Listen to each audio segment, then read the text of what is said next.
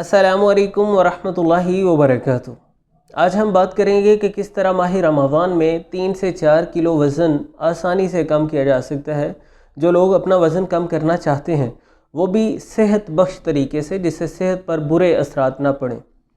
बात तो मैं रमज़ान के तनासुर में करूँगा, लेकिन आप साल के बाकी अय्याम में भी इसी पैटर्न को मद्देनज़र रखते हुए इंशाल्लाह अपना वज़न जब जितना चाहें कम कर सकते हैं।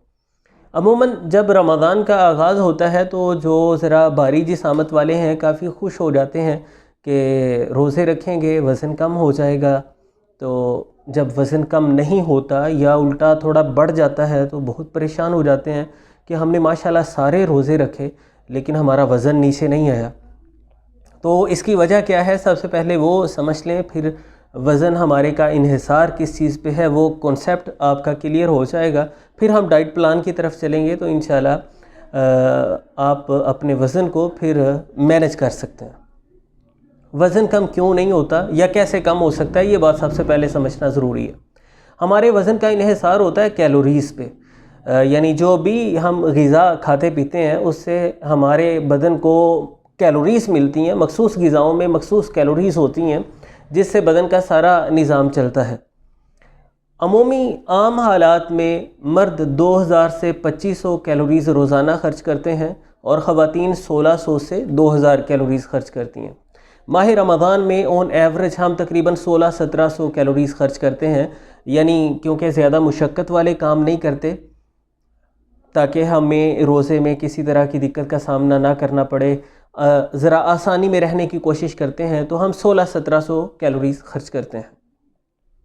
अब जितनी हम कैलोरीज़ ख़र्च कर रहे हैं उससे अगर हम ज़्यादा कैलोरीज़ का खाना खाएंगे तो हमने ख़र्च कम की और हमारे पास कुछ कैलोरीज़ बची भी रही जो कि बदन में स्टोर हो जाएंगी और वज़न को बढ़ाएंगी। अब इसको दूसरे ज़ाविये से देखिए, जितनी हम कैलोरीज़ ख़र्च कर रहे हैं अगर हम उससे कम खा रहे हैं, यानी 1600-1700 ख़र्च कर रहे हैं तो 1000 अगर हम खा रहे हैं तो रोज़ाना जो 700 कैलोरीज़ मज़ीद बदन को चाहिए वो बदन अंदर से हासिल करता है। जो ज़ायद फ़ैट जमा है मसल्स में, जिगर में जो प्रोटीन की स्टोरेज है उसे ईंधन के तौर पर इस्तेमाल करता है और हमारा वज़न कम होना शुरू हो जाता है। यानी कैलोरीज़ पर हमारे वज़न का पूरी तरह से इन्हिसार होता है। जितनी हम खर्च कर रहे हैं अगर उससे ज़्यादा खा रहे हैं तो हमारा वज़न बढ़ेगा, अगर उससे कम खा रहे हैं तो बाकी की ज़रूरत बदन अंदर से पूरी करेगा और हमारा वज़न कम होगा। तो रमज़ान में हम 1600-1700 कैलोरीज़ तकरीबन ख़र्च करते हैं। अब सहर व अफ्तार में हम अगर 2500-3000 कैलोरीज़ ले रहे हैं या 2000 भी ले रहे हैं तो वज़न कैसे कम होगा। हमने सुबह खाना खाया, दरमियान में मतलब दोपहर के टाइम भूख लगी है, वो बदन अंदर से अपनी ज़रूरत को पूरा कर रहा है, ग्लाइकोजन को इस्तेमाल में ला रहा है, लेकिन अफ्तारी के टाइम हमने फिर इतना बेतहाशा खाना खा लिया, बदन की ज़रूरत से भी बहुत ज़्यादा खा लिया, तो ये अंदर स्टोरेज होती जाएगी, जमा होता जाएगा। हमने करना क्या है, इंतहाई आसान काम।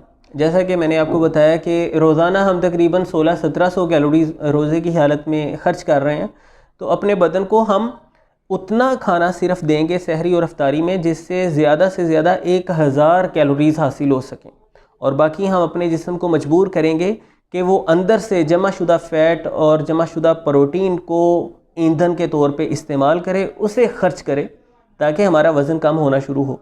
और ग़िज़ा में हमने ख्याल रखना है कि उम्दा प्रोटीन मौजूद हो, मुनासिब कार्बोहाइड्रेट्स हों, उसमें उम्दा फ़ाइबर मौजूद हो, पानी वगैरह मौजूद हो, ज़रूरी मिनरल्स और विटामिन्स हमारी बॉडी को मिल सकें ताकि हम सेहत से मुतल्लिक़ किसी तरह की पेचीदगी का शिकार ना हो। तो एक ग़िज़ाई तरतीब सहरी और अफ्तारी के हवाले से मैं आपके सामने रख रहा हूँ।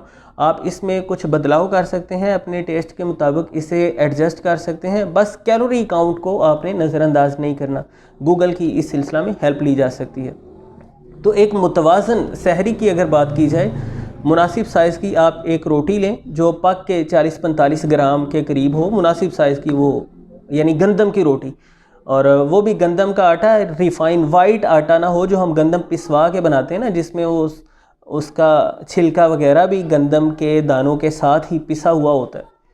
वो पकी हुई रोटी तकरीबन 150 कैलोरीज़ के करीब आपको मुहैया करेगी।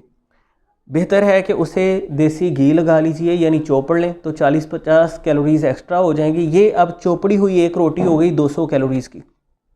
अब थोड़ा सा दही ले लीजिए एक कोली में, यानी आधा पौना कप, जो तकरीबन 80 कैलोरीज़ के करीब है। इसमें टमाटर काट लें, खीरा काट लें, पालक वगैरह के पत्ते आप डाल सकते हैं, थोड़ा सा नमक, थोड़ी सी काली मिर्च और थोड़ा सा ज़ीरा इसमें शामिल कर लीजिए, यानी ये रायता बन गया। इसमें धनिया पुदीना वगैरह शामिल किया जा सकता है।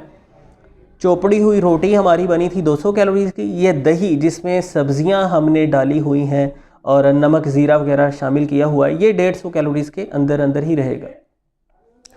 इसके साथ आपने रोटी खा लेनी है। अब फाइबर भी मिल गया, प्रोटीन भी मिल गई दही की सूरत में, और हमें नशास्ता भी मिल गया रोटी की सूरत में, यानी ज़रूरी ग़िज़ाई अज्जा तकरीबन सारे इसके अंदर मौजूद हैं। साथ ग्रीन टी वगैरह ली जा सकती है। ये आपकी सहरी हो गई। अफ्तारी के वक्त भी तकरीबन इसी तरह का शेड्यूल। आप अफ्तारी के वक्त रोटी को चोपड़े नहीं और साथ अंडा ऐड कर सकते हैं। इसी तरह रोटी को आपने चोपड़ा नहीं, यानी वो जो ऑयल वहाँ पे आया है उसे आपने स्किप कर दिया, उसकी जगह पे ग्रिल्ड चिकन आप थोड़ा सा इस्तेमाल कर सकते हैं। इसी तरह दही को आप रिप्लेस कर सकते हैं, यानी सहरी के वक्त आपने दही में ये सब्ज़ियाँ वगैरह डाल के रोटी खाई है, तो अफ्तारी के वक्त आप दाल, कद्दू, टिंडे वगैरह का सालन ले सकते हैं, उसके साथ रोटी खा सकते हैं। साथ कुछ प्रोटीन वगैरह, नट्स वगैरह आप, यानी खुश्क मेवाजात, कोई 2-3 अदद खजूर ले सकते हैं, कुछ मुनासिब से बादाम या 1 अदद अखरोट ले सकते हैं। इसके साथ ग्रीन टी वगैरह को ऐड किया जा सकता है, यानी मुतवाज़न सी ग़िज़ा। ये जितना शेड्यूल मैंने आपके सामने रखा है ना, यानी सहरी के वक्त चोपड़ी हुई रोटी, साथ दही का रहता जिसमें कुतरी हुई सब्जियां हैं। इसी तरह अफ्तारी के वक्त रोटी, साथ दही या सालन या थोड़ा सा ग्रिल्ड चिकन या उबला हुआ अंडा या कुछ फल भी आप इसमें शामिल कर सकते हैं। तो ये मुतवाज़न सा जो आप खाना खाएंगे ये 1000 कैलोरीज़ के अंदर अंदर ही रहेगा। तो रोज़ाना बदन में तकरीबन 700 कैलोरीज़ की कमी आती जाएगी। अगर साथ आप वॉक भी करते हैं तो 800-900 कैलोरीज़ की बदन के अंदर कमी आती जाएगी। तो आसानी से 2.5-3 किलो वज़न रमज़ान में कम हो सकता है, 4 किलो तक भी कम हो सकता है अगर हम बदनी रियाज़त थोड़ी ज़्यादा करते हैं।